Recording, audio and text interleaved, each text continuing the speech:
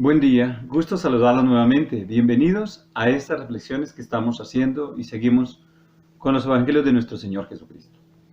Hoy seguimos con el capítulo 12 del Evangelio de San Juan, primera parte. Dispongámonos para esto.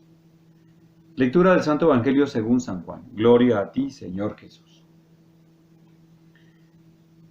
Jesús 6 días antes de la Pascua vino a Betania donde estaba Lázaro, a quien había resucitado entre los muertos.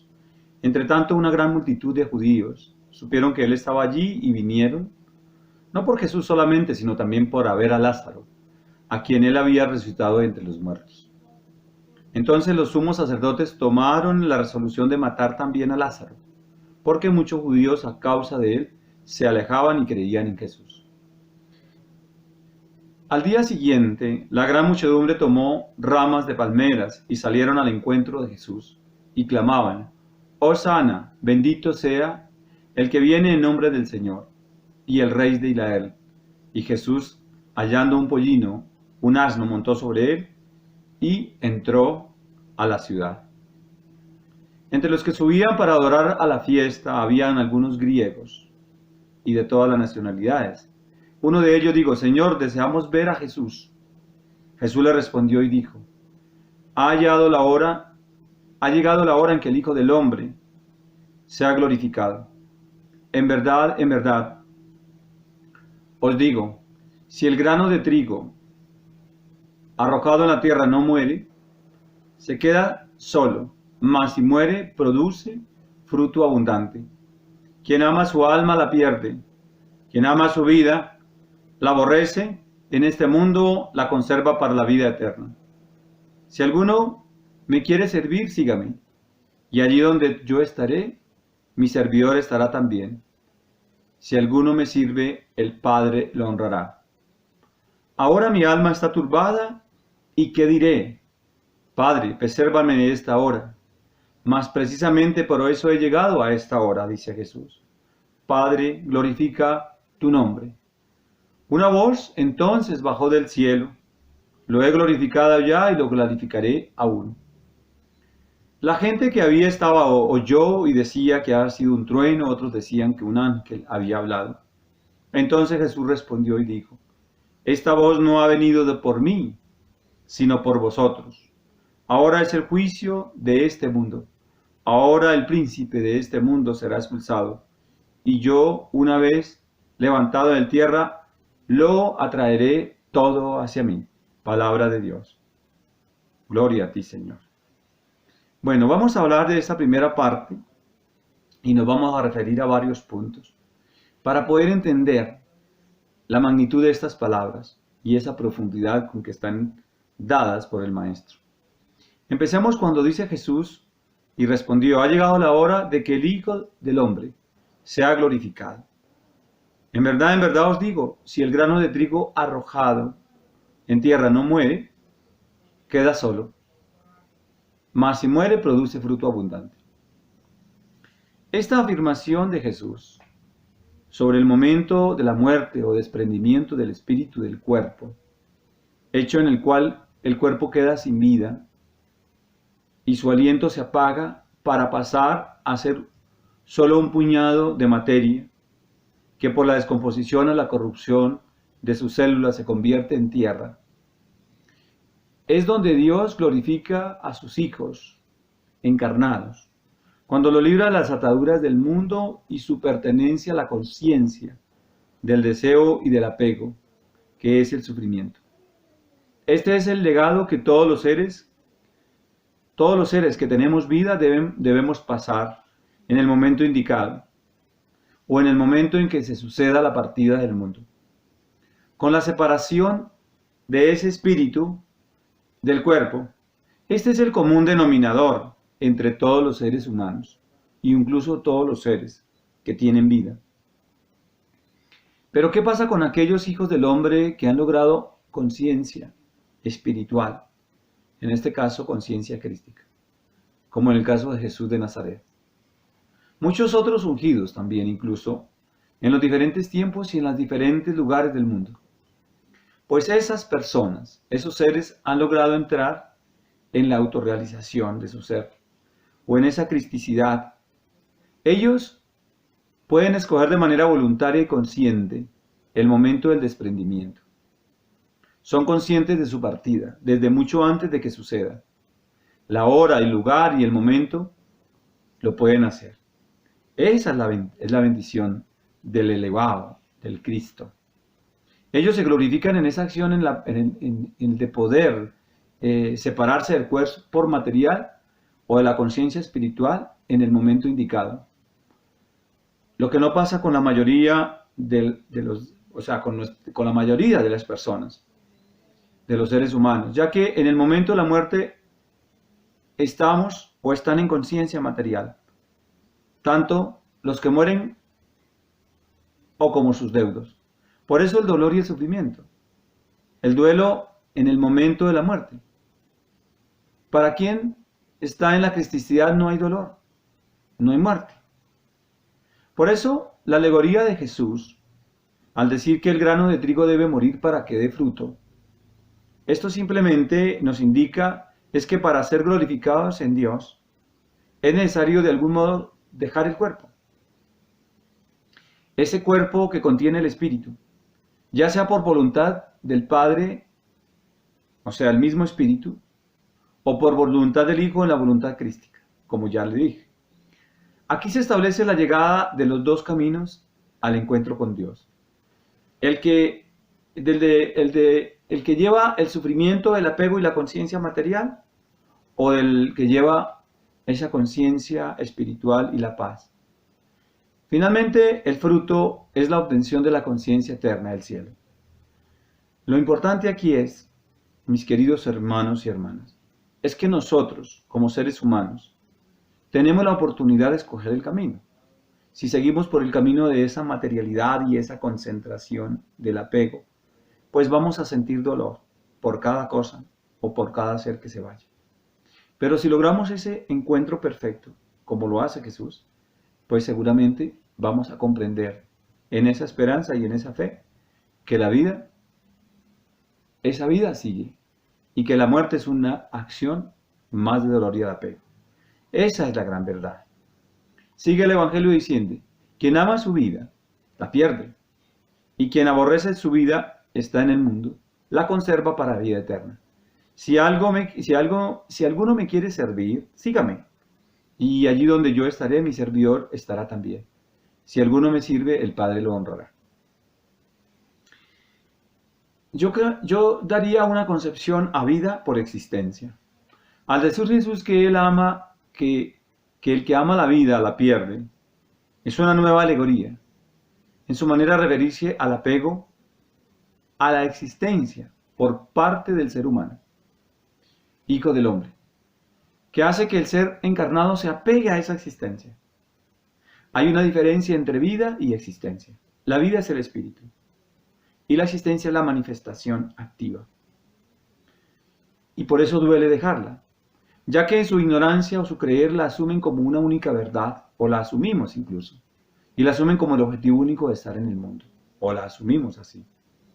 Entonces, el que realmente se desprende del apego al cuerpo, a la materia, a la misma existencia, está unido ya en esa conciencia y por lo tanto gana la vida, el espíritu para siempre, gana la paz. Y mientras está en el mundo en esa relación constante de actividad, pues no está en paz. Sin embargo, si está en esa cristicidad, puede actuar en el mundo y estar en paz. Y que ese es el gran objetivo. Lo que nos representa lo más hermoso de existir es la paz que tengamos y la relación con el gozo. Ese gozo del espíritu, no el gozo del cuerpo. Para que podamos entender esto, debemos también discriminar los conceptos. Es decir, aceptar que la vida es el espíritu, por lo que es Dios mismo, o esencia divina en cada uno, y que la existencia es la acción de vivir, como ya dije. Son todas las actividades que me permiten hacer al estar en el cuerpo, en mi cuerpo estar el espíritu. Y eso es todo aquello que hacemos a diario, cuando estamos apegados en esa constante atención de los actos y de las cosas y de las acciones de nuestro cuerpo, tanto internas como externas, y dependemos totalmente de ellas, el ser entra en ese desequilibrio. Incluso lo llamamos ahora estrés y nos perdemos. Y acentúa tanto el materialismo que termina entregando su vida a la enfermedad y la muerte. Eso se llama una muerte en vida. Cuando se sufre, se aliena la mente y el cuerpo, pero se está existiendo. Si por medio de la meditación, de la conciencia espiritual, de este entendimiento, de nosotros, de estos actos conscientes, de la fe en que somos uno con Dios, y todo aquello que nos alienta en el espíritu, vamos a estar en paz mientras hacemos las cosas del mundo, de esa existencia. Se trata de un equilibrio especial, aprender a existir y actuar en el mundo sin desequilibrarnos y apegarnos a las cosas o a la existencia que estamos haciendo, incluso a nuestras actividades más simples. Cuando se convierten las cosas en hábito y se repiten, se convierten en vicio, incluso el trabajo, todo. Y ahí estamos muertos. Jesús nos pide que no nos apeguemos a la existencia, a las cosas de afuera, a esa existencia material, y que busquemos con insistencia el Espíritu, Padre en mí, como Él lo hizo. Eso es seguirlo, atenderlo y hacer lo que Él hizo. Ahora mi alma, dice Jesús en una parte, está turbada, ¿y qué diré? Padre, presérvame de esta hora. Mas precisamente para eso he llegado a esta hora. Padre, glorifica tu nombre en mí. Y una voz entonces bajo el cielo, lo he glorificado ya y lo glorificaré aún. La humanidad, esa humanidad de Jesús, es clara y se manifiesta en estas palabras. Jesús, además de ser y estar en conciencia espiritual, también actuaba. Existía como ser material en un cuerpo que necesitaba alimento. Se vestía, necesitaba protección y que también debía existir. Que sentía dolor y sus sufrimientos físicos y emocionales estaban presentes. Él estaba ahí. Jesús lloró. Jesús reía. Jesús hablaba. Jesús comía. Jesús dormía. Desarrollaba todas las actividades que hacemos a diario nosotros. Caminaba. Con esto demuestra Jesús, y nos demuestra también, que expresaba sentimientos. Por supuesto, el amor, el llanto, la tristeza, incluso el enojo cuando destruye las cosas del templo. Esa incertidumbre que le tiene a causa de algo futuro y sobre todo cuando él está implicado en la muerte, en un acto de tortura que él sabía que le harían. Eso hace que él sintiera esa incertidumbre y esa perturbación. Pero lo hermoso de eso es que nos acerca más a su naturaleza y nos acercamos más a él en nosotros mismos como esa naturaleza humana. Quiere decir, si ese maestro sentía como yo siento, yo puedo también hacer las cosas que él hizo. Esa es la gran verdad. También en su aceptación y fe de lo que era cierto. Jesús pedía o predecía la determinación de una agonía por algo que fuese inmediato y con total conciencia. Quiere decir, quiero hacerlo a conciencia mía, pero me toca. Debo hacerlo de otra manera. En el caso de los maestros que deciden que un momento dejar el cuerpo y el espíritu sale, abandonando su cuerpo y trascienden espiritualmente fuera del cuerpo sin dolor. Eso tal vez pretendía Jesús y estaba capacitado para hacerlo. Pero tenía que exponerse y demostrar también su conciencia y que no podía evitar el modo que debería enfrentar esa crucifixión. Y que de esto mismo dependería su legado a nosotros hoy y al mundo, y la realización de su tarea como maestro en el mundo, la cual hoy trasciende nosotros. Que un ser dotado de claridad y entendimiento y plenitud, de absoluta justicia en su corazón, deba pasar pruebas como esta, nos debe dar a nosotros a entender que la voluntad divina, óiganlo, es algo superior e insuperable por cualquier deseo humano. Siempre, al final, Dios hará su voluntad. Y sigue diciendo el Evangelio de hoy: esta voz no ha venido de mí, sino de vosotros, sino por vosotros. Ahora es el juicio de este mundo. Ahora el príncipe de este mundo será expulsado, y yo, una vez levantado de la tierra, lo atraeré todo hacia mí. A los ojos de nosotros, los seres humanos, de quienes estamos en la lucha de encontrar la verdad o están en la mentira absoluta, nos parece injusto lo que debe pasar a un ser como Jesús, en esa prueba de morir y de ser torturado. Pero para él era claro que él debía someterse a esa voluntad divina, para hacernos entender a todos nosotros que sobre las acciones de Dios nadie puede negarse.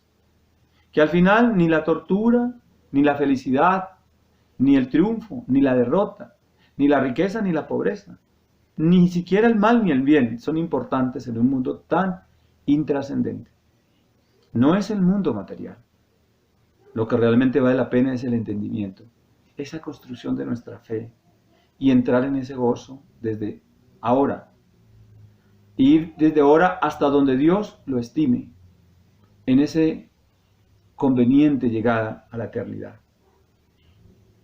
Ni la muerte, ni la existencia, ni el oro, ni el agua, nada absolutamente estará ahí para siempre. Todo terminará. Todo lo que tiene un comienzo tiene un fin. Siempre todo acaba.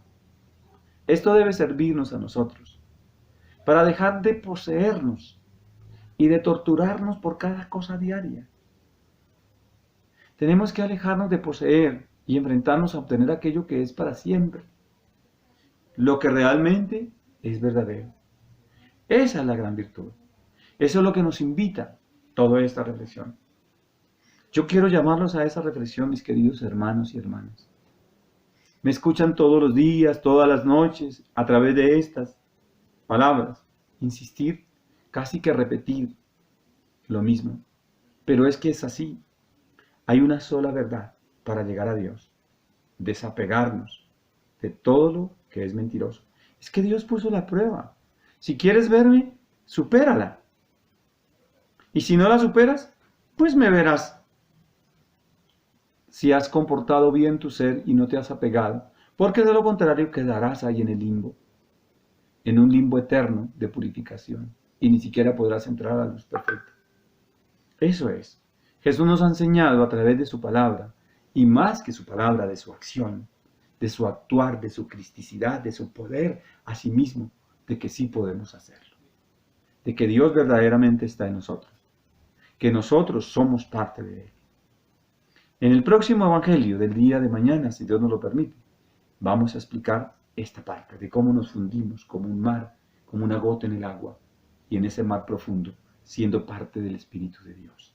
Así que adelante, con emoción, con decisión. Recuerda, Dios está en ti. Tú eres Él. Si tú lo quieres aceptar, todo será perfecto. Amén. Abrazos y bendiciones. Hasta pronto.